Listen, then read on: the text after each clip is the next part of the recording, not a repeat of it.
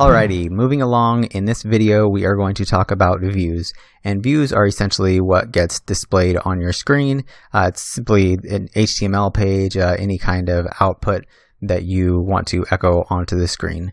So let's go ahead and go back into our application and our app, HTTP, and our routes.php. So inside of this file, after the last couple of videos, you can see that it's starting to get really messy, and we really don't want to have all of this code inside of our routes. And as you can see from our home page right here, our route get and our home page, we are returning a view of welcome. And this is essentially what a view is it's just a separate file that contains the HTML or the output that gets displayed on the screen. So all of our views will live inside of the main application folder, and you can go down to resources and views, and sure enough, inside of this views folder we have a welcome.blade.php. If we scroll down, we can see that we have this Laravel 5 title, and if we run localhost 8000, that's exactly what we get right here. So let me go ahead and take a step back and go to our routes.php and create a new route. So I'm going to say route get my page. Now let's say that we wanted to create some HTML on the page.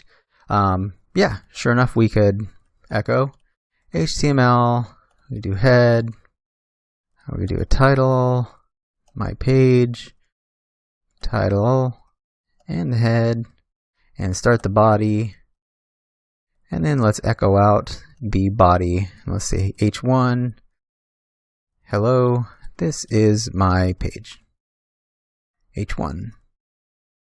And echo, and then we will close out the body, and then we'll close out the HTML. Okay, and let's go to this route. Okay, so we have /mypage.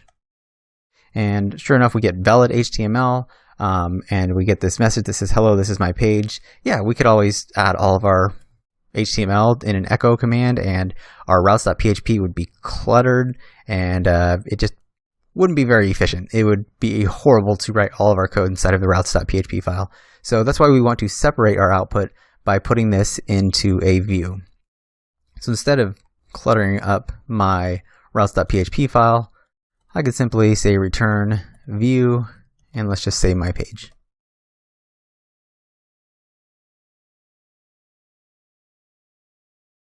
And I will go ahead and save this, and instead of my resources views, I will create a new file and just call this mypage.php. And I could create an HTML document, call this mypage, and I could add the same h1 tag here. This is my page. And we get pretty much the exact same output. But now we have nice, efficient code. We're using views. We don't have to add all of that clutter to our routes.php. So that's just a simple example of using views.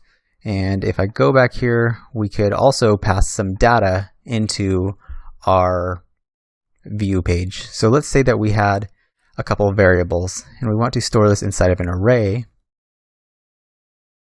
And we will just call this var1. It's probably not a good variable name, but we'll just go ahead and go with it. Okay. Hello.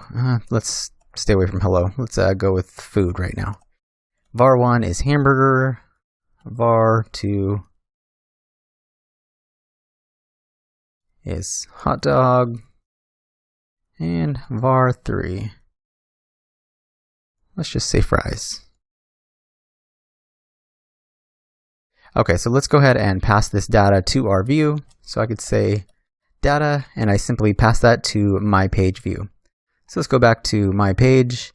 Now I could say print out each of these variables. So just do a p tag, and in here I will just say php echo and $var1. And I could do the same for var2 and var3.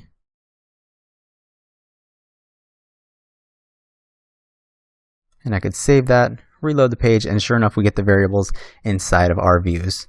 So that's the very basics of using views, and it's very easy.